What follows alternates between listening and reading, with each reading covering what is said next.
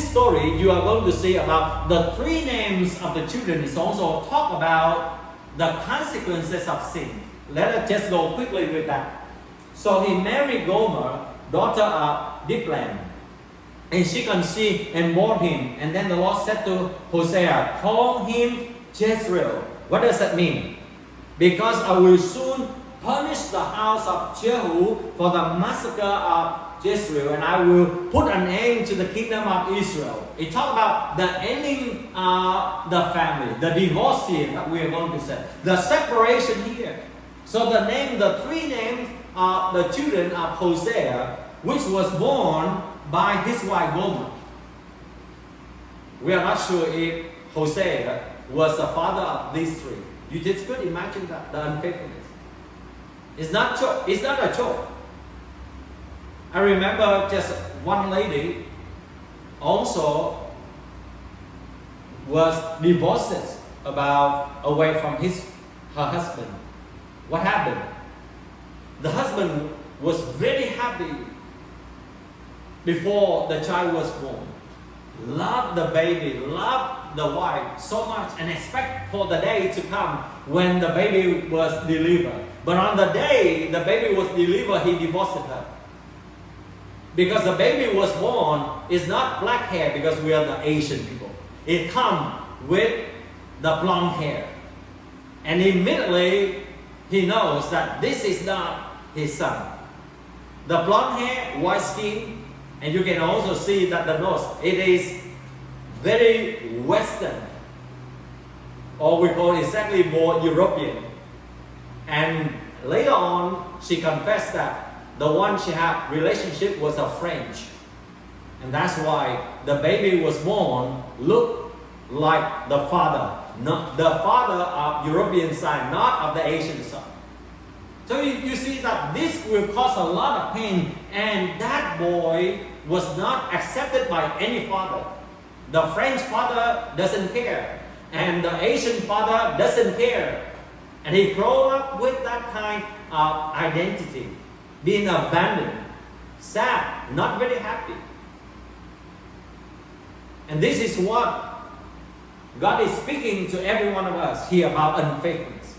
So the first son, the name, meaning of the name is the punishment that we have, and the division or the separation from God. It's just like the divorce from the family. And in the same way, when you and I are separated from God, the devil have owned the opportunity and chance in order to punish us, in order to lure us, in order to tempt us into many the temptation. Let us see about the second name. What is the second name that you and I can see from here? Gomer conceived again and gave birth to a daughter. Then the Lord said to Hosea, call her Lo-Ruhamah, which means not love. When you are separate from God, you will feel that you are unloved. You are not lovable. You are being rejected. And in the same way, when the family was separated, in the same way, it's also the division we call about the loyalty, that we don't know who we should love anymore. For I will no longer show love to Israel, that I should at all forgive them. And that's why many of them are living after divorce. They live in pains. They live in resentment. They live in curse. Why all of the misery that have fallen upon me. The third children, Gomer conceived again and gave birth to a daughter. Then the Lord said to, in the next verse, the third one, yes, I will show love to Judah, and I will save them, not by a bow or sword. After she had won Lo-Ruhamah, Gomer had another son. Then the Lord said, call him Lo-Ami, which means not my people. And what I have just mentioned about the consequences of unfaithfulness, you can also begin to understand what does it mean when we are not the people of God. We don't belong to a certain family anymore because of the divorce, because of separation. We are not being accepted, just like the boy that I just mentioned to you. He's grown up without any father figure, being rejected totally. In the US, at least, that we have the law, so they have to pay alimony. But in Asia, we don't have that kind of law. And the mother have to take care of everything. And she tried to restore the relationship with the first husband, hoping that he can help to provide some money. And then she put a trap. She put trap. And then they are together. And then she gave to another baby girl. And she thought that her husband is going to at least will take responsibility, but yet this guy even upset all the more. You tricked me again. You deceived me the first one, and now the second one you tried to trick me. And he just deserted even his own daughter, his blood daughter. This may sound very scary, but in this world today, it seems that many preaching do not want to talk about this one because many of us do not want to listen. But today, let us remember that God doesn't want us to have that broken covenant or broken trust.